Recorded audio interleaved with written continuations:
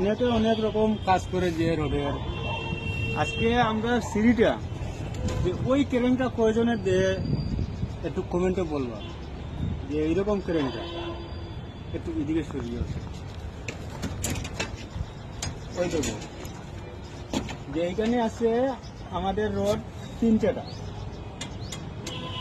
বেশি আছে 12 mm, তারপরে 10 mm, তারপরে এটা 8 mm। 8 mm এটা গেছে ওই 12 mm নিচের একটা 8 mm আছে, এটার নিচে